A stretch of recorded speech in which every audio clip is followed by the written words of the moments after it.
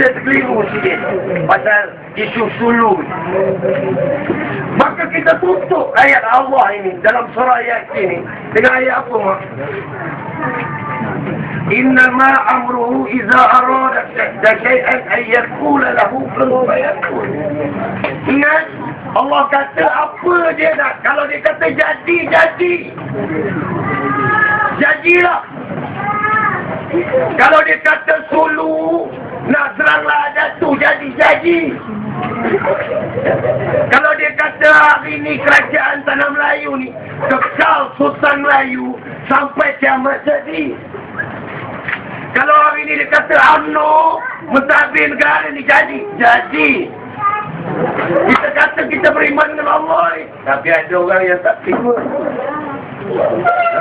Tak terima apa yang tak jadi, apa yang dah jadi. Allah Ta'ala tentukan hari ni Selangor ditabir oleh PKR. Jadi. Supaya kita belajar. Ya, Mak, ya? Ayah, ya? Supaya kita belajar ni. Belajar daripada hikmah Allah SWT. Ayat kedua Al-Quran. Mula-mula dia bagi satu ayat yang orang tak boleh tahu. Hanya Allah saja dia tahu. Maka ditutuplah dengan ingatan Allah. Allah ingatkan. Apa Allah kata? Innama amruhu iza arada syai'an an yaqula lahu kun fayakun. Fasubhanalladzi biyadihi malakutu kulli syai'in wa ilaihi turja'un. Sebab kita perlu ingat. Kita akan kembali kepada Allah SWT. Sebab tu hari ni saya tengok politik macam kita ni menongkat dunia. Menongkat dunia. Macam kita ni tak mati lah. Kita nak kerja ni sampaikan macam kita ni tak ada penghujung. Kita buat agama ni, kita jual agama ni sampai kita lupa yang kita nak mati ni. Kita berpolitik sampai kita nak jual nama Allah. Masya Allah. Kita berpolitik sampai kita nak kafir dengan orang Islam. Kita berpolitik sampai kan kita nak jual negara. Lah Datuk ini saya beritahu mak ayah. Kalau benar daripada hasil risikan ini, kalau benarlah daripada maklumat risikan antarabangsa maupun risikan Tanah Melayu ni, kalau benarlah ada si Kitul dengan Raja Mandalian yang bawa Kesultanan Sulu ini menyeranglah Datuk ni, kalau benarlah ada pengganas pemberontak yang cuba menimbulkan hak kacau dan huru-hara di Datuk ni, saya lah, kalau 25A dan 25B perlembagaan, orang akan dilucutkan daripada kewarganegaraan dan kerakyatan. Kalau Anwar Ibrahim orangnya, kalau Anwar lah orangnya, saya orang yang takkan berhenti bercakap sampai kerakyatannya terlucut. Kalau 25A, kalau 25B kenegaraan. Jadi hari ni jangan lupa Kesultanan Sulu yang wujud pada 1575. 1575 lebih lewat daripada Kesultanan Melayu. Jangan lupa ya. Kesultanan Melayu tahun bila ya? 1400? 1411 je. 1411. Kesultanan Sulu 1575. Tamat pada 1852-53 macam tu. Habis sampai tahap. Pasal apa? Kun fayakun. Saya ingatkan balik ayat Yasin ni. Pasal apa? Pasal kun fayakun. Allah kata jadi. Kesultanan Sulu yang punya Borneo. Seluruh Sabah Kesultanan Sulu ni. Sampai sebahagian Sarawak. Sampai bawa lah sampai ke Filipina. Itu Kesultanan Sulu. Tak besar lah Kesultanan Sulu tu. Sampai bawa ke Filipina. Filipina tu dulu adalah milik Kesultanan Sulu. Filipina tu sendiri. Tetapi hari ini Sultan Kiram duduk bawah kerajaan kafir. Kerajaan apa? Aquino. Kerajaan Filipina yang pastinya orang kafir lah. Sulu dulu Islam. Kesultanan Islam. Hari ini duduk bawah kerajaan orang kafir, kerajaan Kristian. Duit tak ada mak. Miskin. Miskin sekali. Miskin macam mana? Sampaikan Sultan Sulu ni, Sultan Kiram ni, dia pakai hemodialisis. Apa? Homeodialisis. Mesin homeodialisis, cuci darah ni. Siapa tanggung? Siapa tanggung? Kerajaan Filipina. Presiden Aquino menjelaskan yang Sultan Kiram ni sampaikan dibantu oleh Jabatan Kebajikan lah. Kalau dekat negara kita dipanggil Jabatan Kebajikan Masyarakat. Yang ini Sultan Kiram ni ditanggung oleh Jabatan Kebajikan Masyarakat Filipina. Dan anehnya, Sultan Kiram yang minta bantuan kebajikan, yang buah pinggang itu terpaksa pakai mesin hemodialisis yang kerajaan Filipina tanggung, hari ini boleh beli M16. Beratus-ratus laras M16, ada AK-47, ada bom launcher dan ada bot yang harganya 300,000 untuk bawa tentera, termasuk dengan suit ketenteraan. Mana dia dapat duit? Soalannya, mana dia dapat duit? Orang yang kesihatan dia pun dia tak setanggung, hari ini dia boleh beli senjata yang nilainya berjuta-juta ringgit. Ya? Mana dapat duit? Kalau tak ada orang bagi. Sekarang ni kita tengah siasat, siapa yang bagi? Okey. Hari ni jadi keliru lah. Ada orang tanya saya, tuan, pasal apalah tak habiskan aja? Ada tanya saya, kenapa tak habiskan saja apa nama tentera Sulu ni? Apa hebat sangat ke tentera Sulu tu sampai kita ambil masa berminggu-minggu, sekarang masuk bulan lah ya. Daripada 9 hari bulan Februari, tempohnya sebenarnya lebih awal daripada tu. 9 Februari tu cuma tempoh mendarat tentera ni. Sebenarnya dia dah masuk lebih awal. Dan itu dimaklumkan oleh orang yang daripada satu pihak lagi, pihak PKR lah, senang-senang kita cakap lah, senang cerita. PKR kata kenapa lah tak ambil tindakan, sedangkan dia orang ni dah bergerak sebelum 9 Februari lagi. Aneh juga dia boleh tahu lebih awal. Dia boleh tahu lebih awal pula. Dia boleh tahu lebih awal. Tapi dalam masa yang sama, pada mulanya dia kata sandiwara UMNO. Saya marah lah. Pasal dia kata ini lakonan. Yang mati tentera kita itu semua lakonan-lakonan. Pasal dia tak pergi tengok sama. Dia tak berada kat sana, dia kata ini semua lakonan.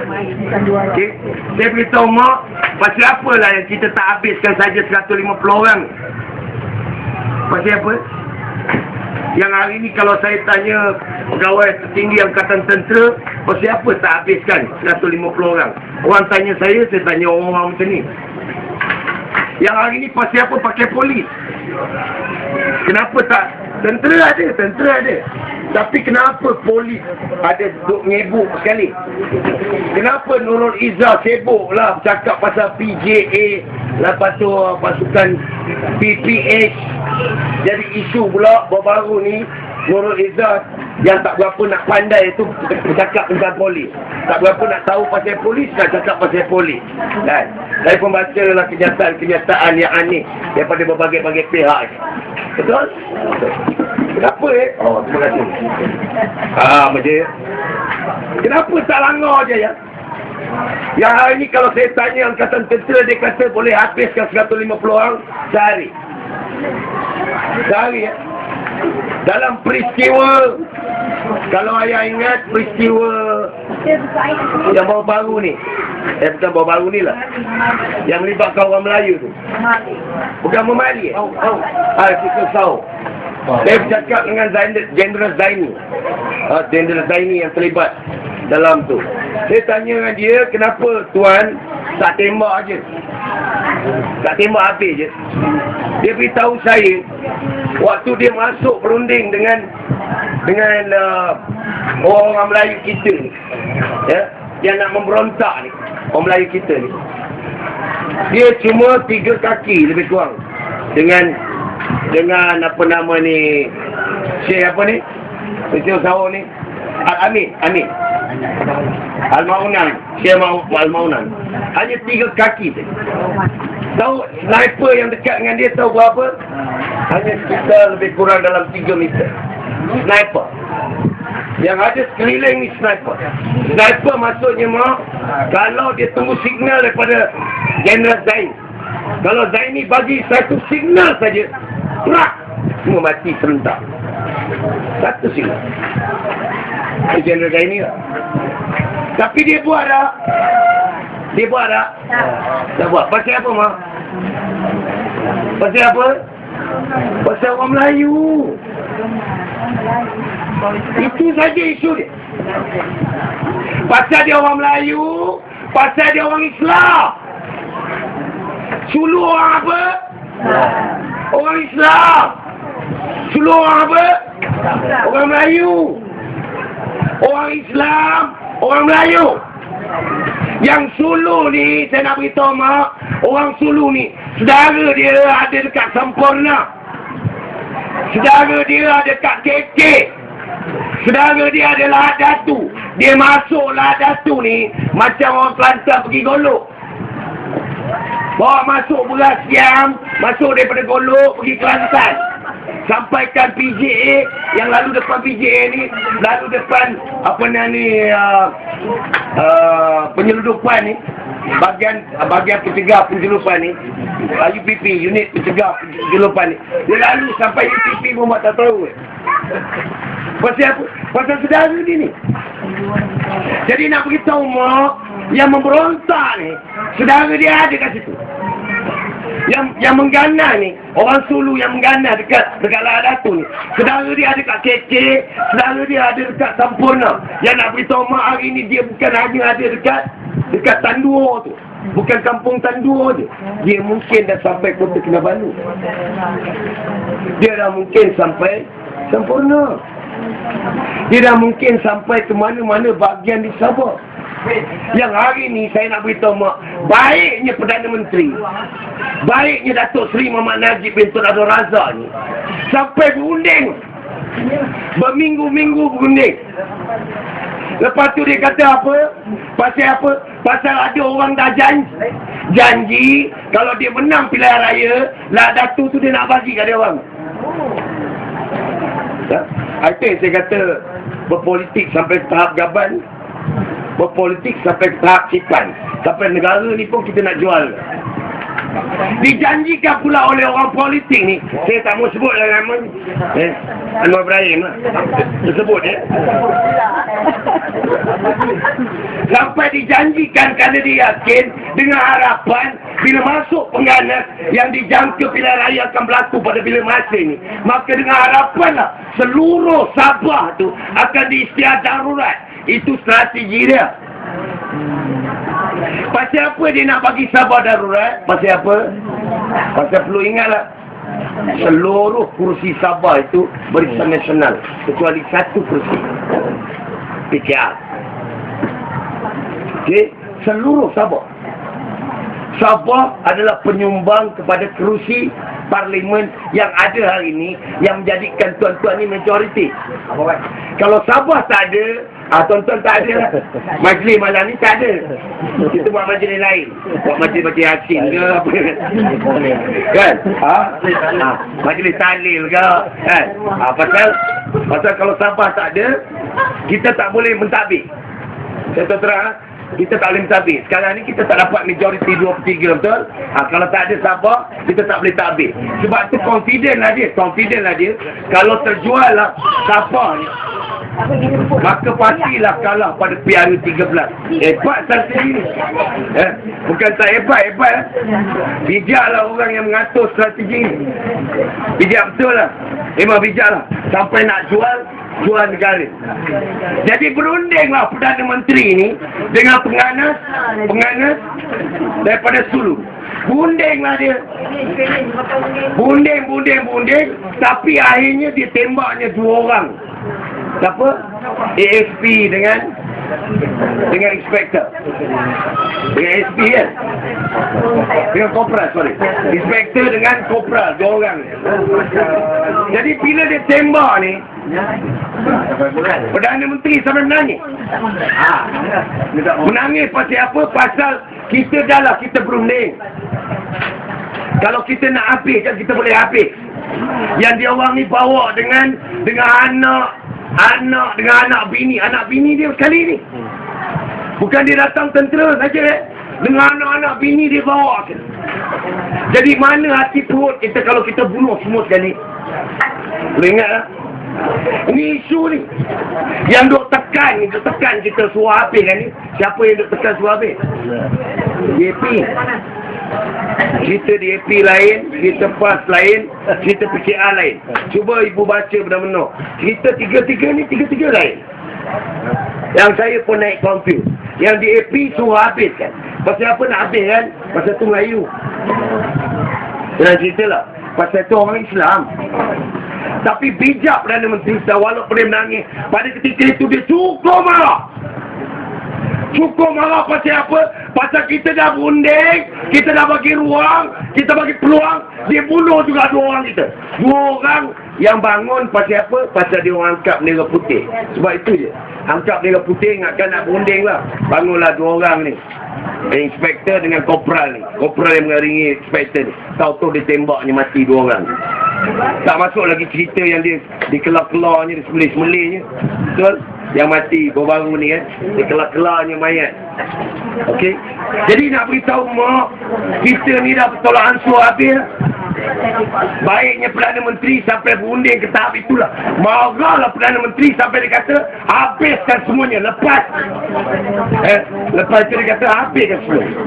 Tapi tak lama lepas tu keluar balik statement jalan rundingan masih relevan. Pasal apa? Macam saya kata tadi lah. Pasal kita tak tahu dia duduk mana. Hari ni saya beritahu tuan-tuan. Barangkali musuh tu bukan ada kat kampung Tandua tu, tapi dah sampai ke Kota Kinabalu. Dia sudah ada orang hubungan yang barangkali dia boleh buat kacau di Kota Kinabalu, dah boleh buat kacau di Sampurna. Sebab itu kadang-kadang rakyat kita ni tak faham. Bila polis buat roadblock, maka keluar pula FB. Malam ni roadblock kat sini. Betul? Maka kita seolah-olah kita buka cerita ni pada musuh, supaya musuh tahu dekat mana letaknya roadblock ni. Roadblock ni dibuat ni pasal apa? Pasal nak tahan penganan ni.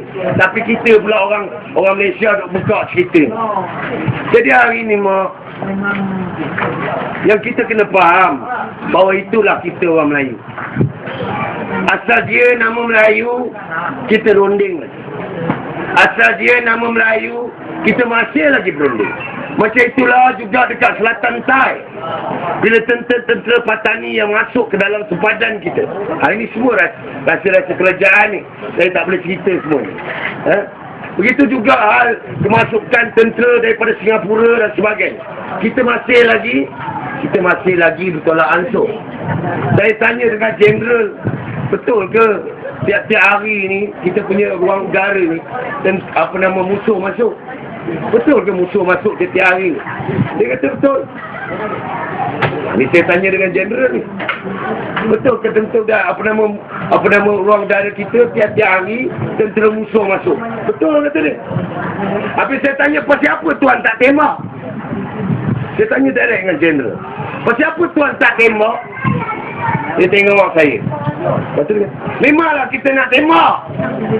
Tapi soalan pertama, kita nak tembak dengan apa? Soalan pertama, kita nak tembak dengan apa? Nak tembak apa? Pasal hari ni dia kata, satu kali kita tembak, tahu berapa harga dia? Harga dia 200 ke 300 ribu. Yang eloklah 200-300 ribu ni, kita buat sekolah tadika ke, kita buat sekolah ke lebih baik. Kita sumbang kepada sekolah, lebih baik. Jadi, lagi satu dia kata, kalau kita tembak, matilah, katalah, habislah satu pesawat dekat atas. Dia jatuh mana?